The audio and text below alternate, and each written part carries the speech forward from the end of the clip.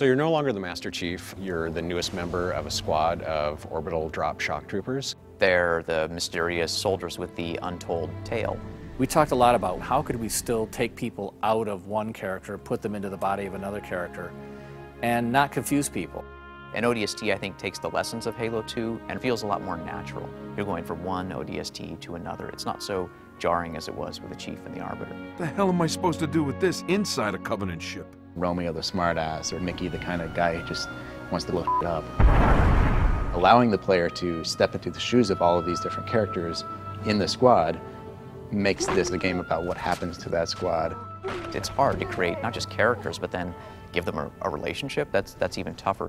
Get this thing off of me! You've got Buck, who's the squad leader. He's the most hard-boiled, hard-bitten, seen everything, been everywhere, a little bit more cynical than the other soldiers, because he survived the longest. No! They're gonna burn this city and then glass the whole planet!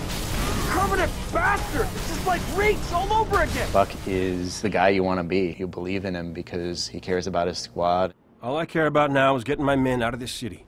At the same time, he's distracted by this ex-girlfriend of his. Dare, she's an Oni operative. She takes over the squad. Replacements? This many years into the war, who isn't? At least they listen. To me. And they're not gonna like what they hear.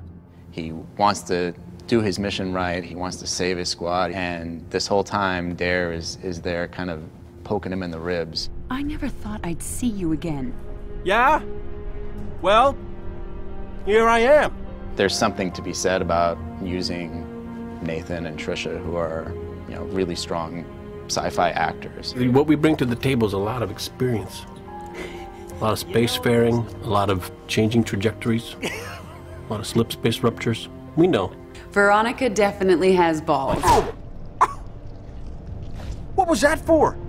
Abandoning the mission. What mission? For me, it was about creating a credible history between the two of them. And by dipping into that history, I think that creates the relationship. Look, don't start about my job. We both agreed to end it. That was years ago, Veronica. I'm a little fuzzy on the details. We talked about what it would be like to suddenly be in the body of some other character who was just in the cinematic you just watched.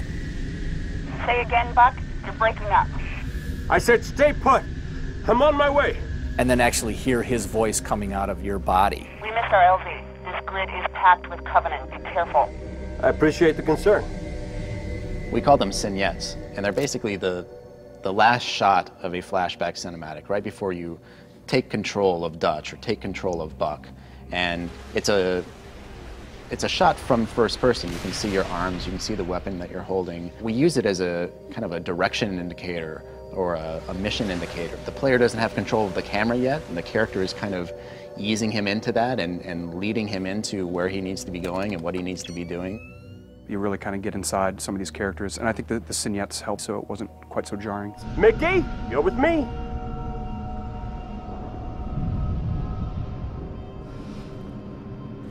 We often talked about the ODST as a kind of detective, lone gumshoe in the dark, mysterious city. Hey, let's drop one man that's not a Spartan on his own into a dangerous environment and let him really solve a mystery, let him find clues. We wanted to really get a different kind of Halo look and feel from what we've seen before.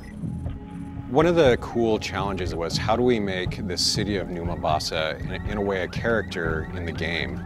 The sound was critical in helping us really create that pacing and mood. We tried to make everything kind of quieter, especially when you were in the hub. We wanted the hub to be dark and rainy and have that film noir feel.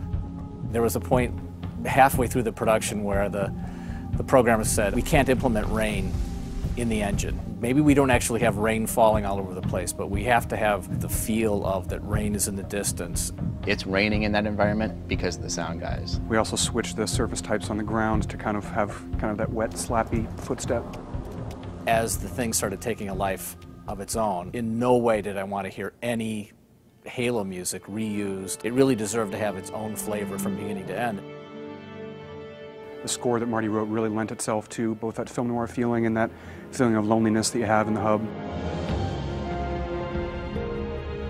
How do you make a difference musically from the daytime action scenes and always bring you back to the nighttime hub was a little bit of a challenge. First thing I said is no monks. There just cannot be monks in this thing. I knew I could use a solo saxophone, which has a really nice interaction with orchestral instruments. It's not something you normally hear with an orchestra. And it could really just change the whole color and feeling that sort of carry you through the hub. As the game itself got bigger and bigger, I needed more and more music, which is why I have more gray hair, so that's how that goes. There are some key elements that you'll find in the city. What if the phones rang? What if the ticket kiosks began to spit tickets and coins came out of vending machines? What if the city was trying to communicate with you? What the heck's going on? Sir, I'm really sorry about this. I was just trying to get out of the city. The thing that's the most different for me playing this game is the ability to randomly pick up the radio play story, which tells an entirely different story with entirely new characters. Old Mombasa. Dad, there's a ship. Listen, sweetheart. I wanted to tell you at breakfast, but you left so early. So the ringing phone became this jumping off point for what eventually became the superintendent. And then Sadie's story, too. A car just came out of nowhere, smashed all the brutes. Was that you? My head. I thought airbags were supposed to stop you from getting hurt. Your tax dollars at work.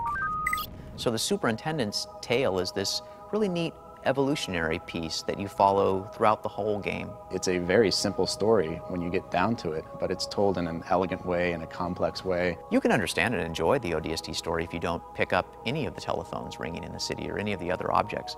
But if you do, you're going to be transported a little bit further back in time to the day before, but to a whole different world. Like a detective, you have to put it all together, and it's the layers that make the story so interesting. We wanted to make sure that you met the people of that city.